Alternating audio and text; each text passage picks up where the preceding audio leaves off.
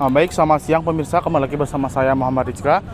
Siang kali ini saya akan membahas salah satu tema yang penting dan inspiratif, yaitu peran pemuda untuk kemajuan bangsa.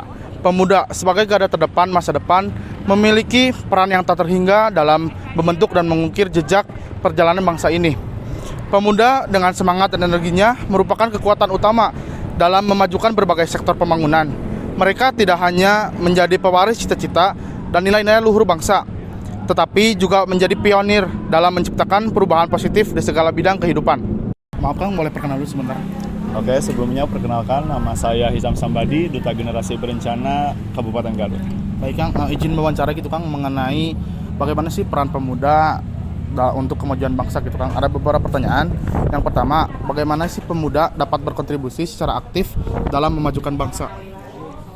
Peran pemuda untuk memajukan bangsa secara aktif, diantaranya pemuda itu harus bisa berkolaborasi dengan beberapa elemen yang ada di negara kita, salah satunya dengan pemerintahan, karena pemuda itu sebagai agen of change, agen perubahan, di mana peran pemuda ini sangat dibutuhkan dalam kemajuan suatu bangsa. Untuk yang kedua Kang, apa sih peran pemuda dalam menjaga dan memperkukuh persatuan dan kesatuan bangsa gitu?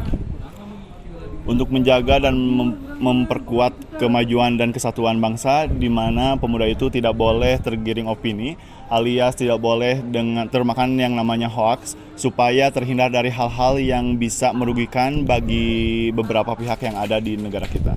Untuk yang ketiga, apa sih peran sebagai anak milenial gitu atau Gen Z dalam mempromosikan keberagaman budaya dan toleransi di tengah masyarakat? Untuk pertanyaan yang tadi, untuk toleransi dan menjaga keberagaman di negara kita, Indonesia itu memiliki yang namanya filosofi Bhinneka Tunggal Ika, bahwa Indonesia itu memiliki suku, ras, budaya, dan lain sebagainya itu banyak.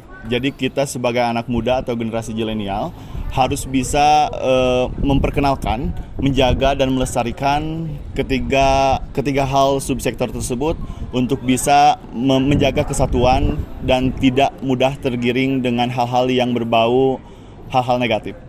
Untuk sekarang nih Kang, masuk ke tahun politik ya, pasti penting kan peran pemuda gitu untuk masa depan.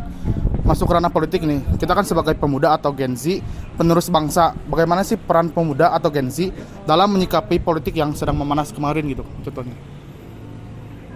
Peran pemuda ya kan? Ya. Peran pemuda dalam menghadapi masa-masa politik zaman pada tahun sekarang, yaitu pemuda itu harus mempunyai pendirian sendiri, tidak boleh terbawa oleh arus yang negatif, karena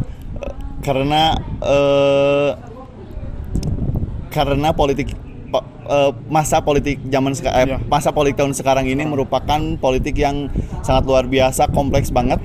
Ada beberapa paslon yang dibilang saling serang menyerang. Mungkin ada beberapa pihak juga yang saling menjatuhkan. Kita sebagai generasi zilenial harus memiliki pendirian yang teguh, tidak boleh terbawa atau tergiring opini. Salah satunya kita harus mempunyai kredibilitas dalam diri kita. Terima kasih Kang, mungkin segitu atas wawancaranya. Seiring dengan perbincangan siang kali ini, saya Muhammad Rizka dan juru kameramen saya Abdurrahman melaporkan.